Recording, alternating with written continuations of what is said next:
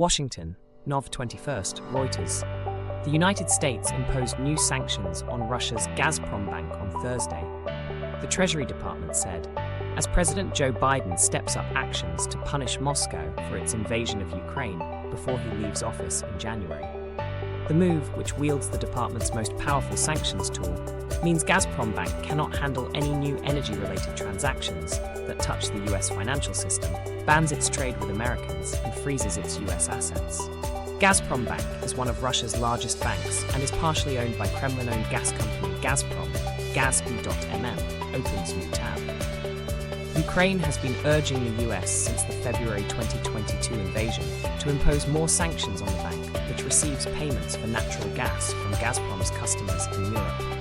The sanctions made exemptions for transactions related to the Sakhalin-2 oil and gas project in Russia's Far East until June 28, 2025, according to an updated general license published by the Treasury Department on Nov 21st. Several Japanese firms buy liquefied natural gas from Sakhalin-2. Days earlier, the Biden administration allowed Kyiv to use US ATACMS missiles to strike Russian territory.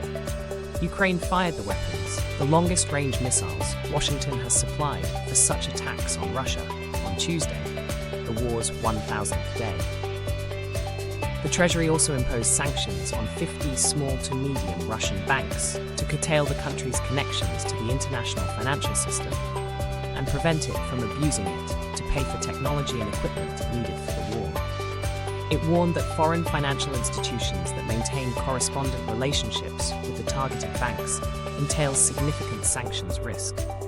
This sweeping action will make it harder for the Kremlin to evade US sanctions and fund and equip its military, Treasury Secretary Janet Yellen said. We will continue to take decisive steps against any financial channels Russia uses to support its illegal and unprovoked war in Ukraine. Gazprombank said Washington's latest move would not affect its operations. The Russian embassy in Washington did not respond to requests for comment.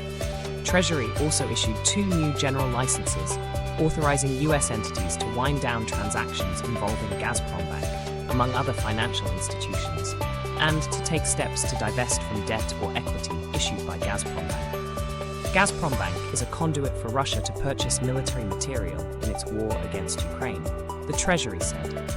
The Russian government also uses the bank to pay its soldiers, including for combat bonuses, and to compensate the families of its soldiers killed in the war. The administration believes the new sanctions improve Ukraine's position on the battlefield and ability to achieve a just peace, a source familiar with the matter said.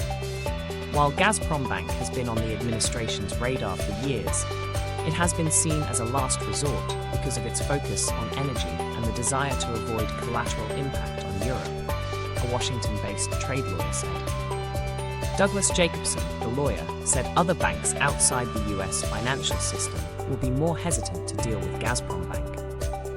Officials in Slovakia and Hungary said they were studying the impacts of the new US sanctions. President-elect Donald Trump would have the power to remove the sanctions, which were imposed under an executive order by Biden, if he wants to take a different stance, said Jacobson. The Trump transition team did not immediately respond to a request for comment.